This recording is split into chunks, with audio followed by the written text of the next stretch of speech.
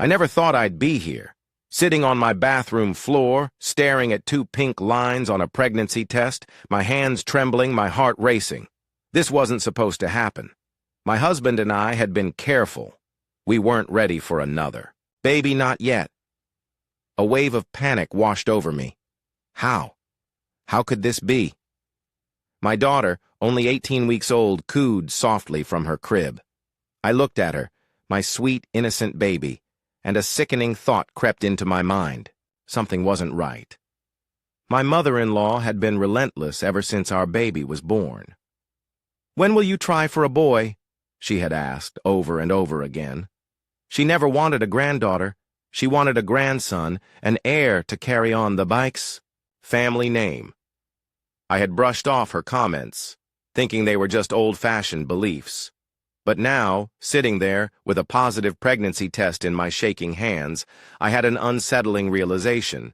This wasn't an accident. Something terrible had happened. And I was about to find out just how deep the betrayal went. Let me take you back to when it all began.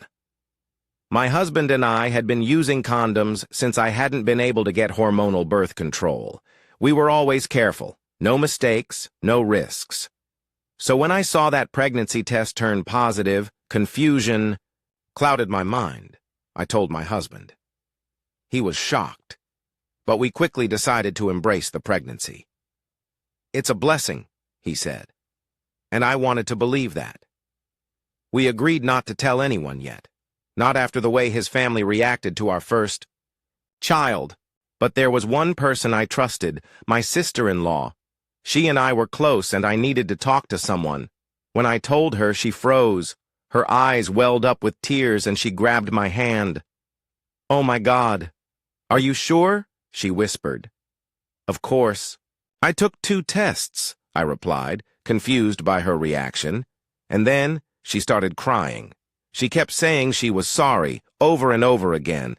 "What are you talking about?" I demanded. And then she told me. My mother-in-law, my husband's own mother, had been poking holes in our condoms. My world spun. I couldn't breathe. "What did you just say?" I whispered, my voice barely audible. She nodded, wiping her tears. "She told me. She said she was doing it because you owed her a grandson, but I thought she was just talking nonsense. I never thought she'd actually do it." My stomach twisted. My MIL had been coming over daily, offering to help with the baby while I rested. I had trusted her. I had let her into my home, my safe space, and she had violated my marriage, my body, my future. I felt sick. I wanted to scream. I wanted to burn everything to the ground. I wanted to rage.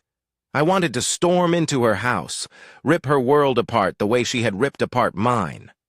How could she? How could a woman, a mother, do this to another mother? But I held back. Not because I wasn't furious, but because anger without action is just noise. I needed a plan. My husband was shaking as he sat down at the kitchen table. His face was pale, his hands clenched into fists. He had always been a mama's boy, always excusing her behavior. But now, the truth had shattered whatever blind loyalty he had. "She violated our marriage," I said, my voice cold. "She violated my body. She violated my choice." He nodded, swallowing hard. "She's dead to me." And just like that, the fog his mother had wrapped around him for 22 years lifted. But this wasn't just about cutting her off. It was about making sure she could never hurt us again. Step 1. Go no contact. My Mael would never see this child, or our firstborn again. No calls, no visits, nothing. She had lost the right to be a grandmother. Step 2. Gather evidence. If she ever tried to take us to court for grandparents' rights, I needed proof of what she had done. I installed hidden cameras and switched to a new brand of condoms, latex-free. I let it slip that I had a new allergy. If she tampered with them again, I would catch her red-handed. Step 3. Change our family name. Since she cared so much about her legacy, I decided she wouldn't get to pass it on. My husband and I would legally change our last name, erasing her from our lineage. The day we changed our name, I felt something inside me settle.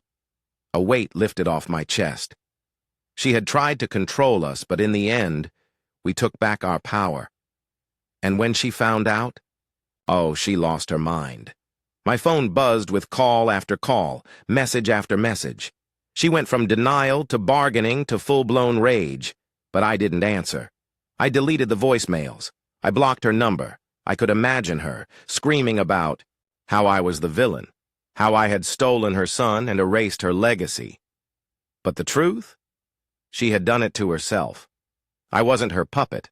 I wasn't her breeding machine. I was free. The hardest part of this entire ordeal wasn't cutting MIL off. That was easy. The hardest part was trying to love this pregnancy when it had been forced upon me. I wanted to be happy. I wanted to celebrate. But how could I, when this child existed because of someone else's manipulation? It felt wrong. It felt tainted. But then one night, as I was lying awake, I felt the smallest flutter in my belly. A tiny, delicate kick. And in that moment, I remembered. This baby was innocent. This baby was mine, not hers, not some tool for her twisted desires. Mine, and I was going to protect my children from her no matter what it took. So I made some decisions. No contact. MIL would never see this child, ever. No visits. No photos.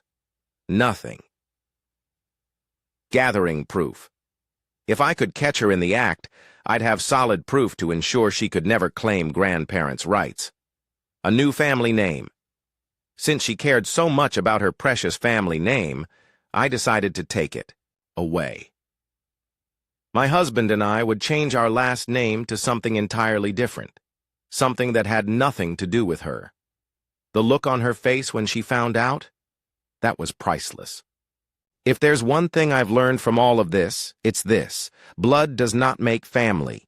Family is about love, respect, and boundaries. When someone, anyone, crosses those boundaries, you don't owe them a place in your life. I used to think that because she was my husband's mother, I had to put up with her. That no matter how cruel or manipulative she was, I had to endure it. I was wrong. If someone in your life tries to control you, manipulate you, or take away your choices, cut them off. Don't wait for them to change. Don't wait for them to apologize, because people like that, they don't change and they sure as hell don't apologize. I won't lie. There are nights I still struggle with what happened. There are moments when the bitterness creeps in.